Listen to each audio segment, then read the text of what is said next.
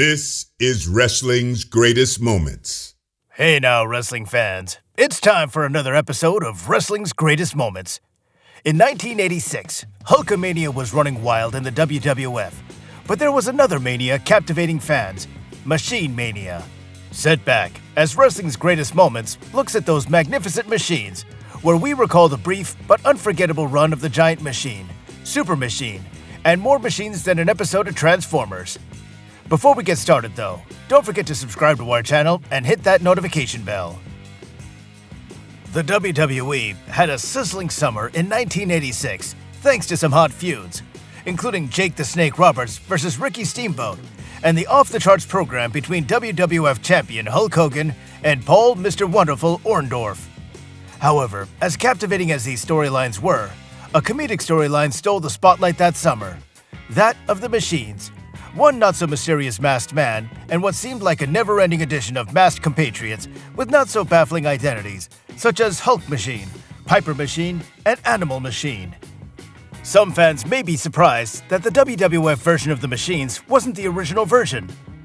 The original Machine was a Japanese wrestler named Junji Harada, who adopted the identity of Super Strong Machine in Stampede Wrestling in the early 1980s. It proved popular, and Harada continued performing under the hood until 1994, when he unmasked and performed under his name. As we'll see shortly, the original Machine led to a proliferation of machines in Japan nearly as widespread as that in the WWF. The WWF's Machine storyline began following Andre the Giant's suspension from the WWF. WWF President Jack Tunney suspended the Eighth Wonder of the World after Andre missed a television match against King Kong Bundy and Big John Studd on April 26, 1986. No one knew what had happened to Andre, and apparently, Andre wasn't returning phone calls. Andre's longtime nemesis, manager Bobby the Brain Heenan, lobbied Tunney to suspend Andre. The Giant had long been a thorn in Heenan's side, and despite the Brain's best plans, he failed to rid the wrestling world of Andre. Now, Heenan had finally succeeded. However, the Brain's triumph would be short-lived. Behind the scenes, Andre's suspension was a kayfabe way to explain a lengthy absence, as Andre was scheduled for an extended tour of Japan. At the time, the WWF was unsure if Andre would return to a wrestling ring. His last major match was at Wrestlemania 2, where he won a 20-man battle royale involving WWF superstars and NFL players. Let's look at what led to the WWF bringing Andre back under a mask as the Giant Machine. Assuming, of course, that the Giant Machine wasn't Giant Baba, as WWF color commentator Bruno Sammartino and WWF President Jack Tunney speculated. The story of the WWF version of the Machines begins in Japan. Super Strong Machine was enjoying success in New Japan Pro Wrestling, so much so that the promotion added more machines to the mix.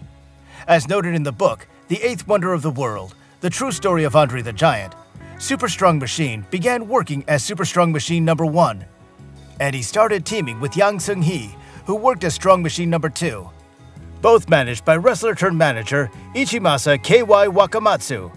Soon enough, there would be a Strong Machine 3 and 4, all part of the Machine Gun Army faction. However, Wakamatsu turned heel and brought in Andre the Giant and the Masked Superstar, aka Bill Eadie, to work as the Giant Machine and the Super Machine. The two worked together in New Japan Pro Wrestling in 1985. Andre was scheduled to begin filming his role in The Princess Bride in the latter months of 1986. However, he had a chance to work a short schedule before he left for Tinseltown. Andre the Giant was still a major draw despite his health problems slowing him down, and the WWF wasn't going to waste an opportunity to use him. Why did the WWF decide for Andre to work under a mask? Authors Bertrand Hébert and Pat Laprade make an interesting argument about why Andre was brought back under a mask. Andre was talking about retirement because his back was in so much pain. There was no point in bringing him back as Andre the Giant for a month or two. If he was going to retire, his last match would have been, fittingly, winning a battle royale at Wrestlemania 2. As fans know, Vince McMahon was able to convince Andre to work one last campaign to pass the torch to Hulk Hogan at Wrestlemania 3. But if Hébert and Laprade's analysis is correct, Andre's work as a Giant Machine might have been his last run in the WWF. As noted by Graham Cawthon at his site, The History of the WWE, The WWF reportedly secured the rights to the Giant Machine and Super Machine names and outfits in 1986, setting things up for their debut. Vince McMahon learned of the success of the Machine's gimmick and put his own spin on it. The WWF began hyping a new team in Japan known as the Machines, with announcer Mean Gene Okerlund traveling to Japan to interview them. The Machines, billed as the #1 tag team, or Ichiban, as Mean Gene seemed to say 329 times during the interviews, stated that they were headed to the WWF to prove that they were the best in the world. Mean Gene noted something familiar about the Giant Machine, and eventually noted a resemblance to Andre the Giant. Both machines boasted being Japanese natives and trained in English, but the Giant Machine's voice had a noticeably heavy French accent. The Giant Machine told Mean Gene that there was only one giant in all of professional wrestling, the Giant Machine. Working as a machine was beneficial to Andre in that it allowed him to wrestle more comfortably, according to the authors Bertrand Hebert and Pat Laprade.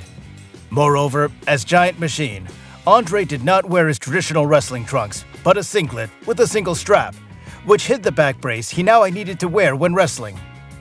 The Giant Machine debuted alongside Super Machine during a singles match between Super Machine and Tiger Chung Lee.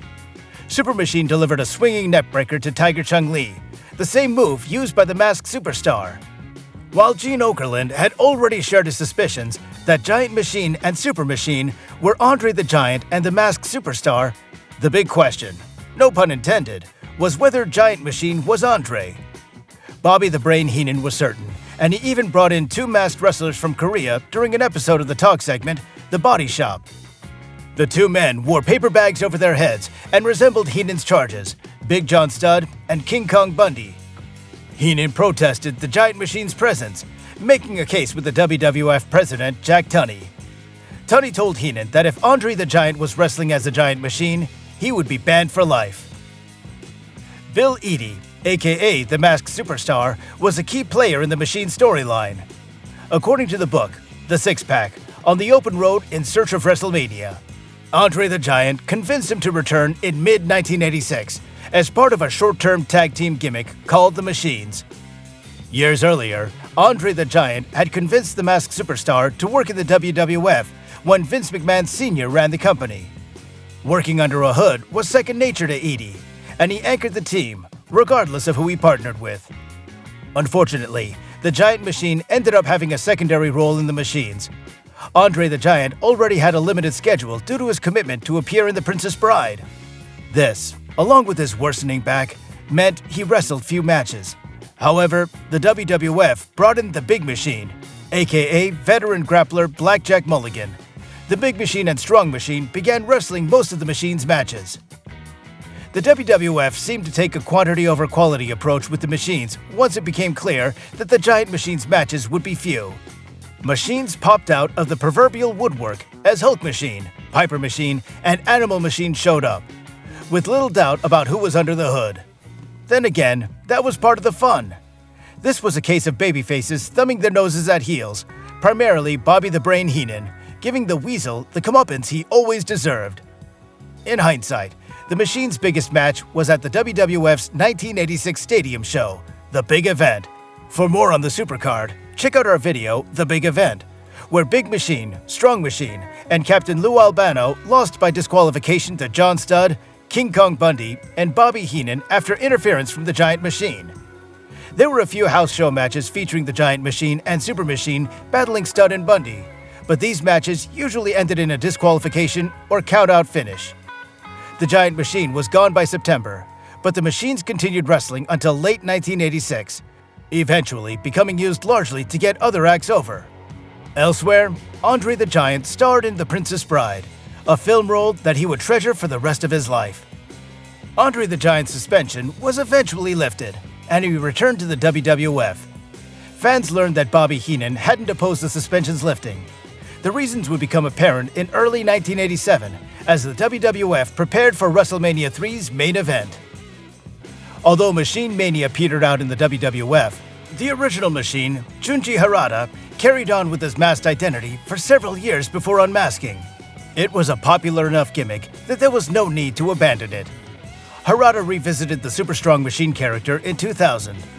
According to Puro Resu System Wiki, Harada later worked in New Japan Pro Wrestling as Black Strong Machine, a member of Masahiro Chono's Black New Japan faction. Harada wasn't finished with the Machine gimmick and worked in All Japan Pro Wrestling as Super Love Machine, the leader of the Love Machines. The Machines were a short-lived sensation in the WWF and an example of how to squeeze as much life from a gimmick without running it into the ground, a situation promoters can't always manage. The Machines went from an already ridiculous idea, Giant Machine, to out-and-out rip-offs of wrestlers such as Hulk Machine, Piper Machine, and Animal Machine. Fans had fun with the gimmick, it sold tickets, and it made for a secondary storyline while Paul, Mr. Wonderful Orndorff's feud with Hulk Hogan was the mainstay. So, do you remember the Machines? Share your thoughts in the comments section and let us know if there are any videos you'd like wrestling's greatest moments to cover. In the meantime, subscribe to our channel, follow us on X and Instagram, and spread the good news about wrestling's greatest moments, the channel that celebrates the squared circle.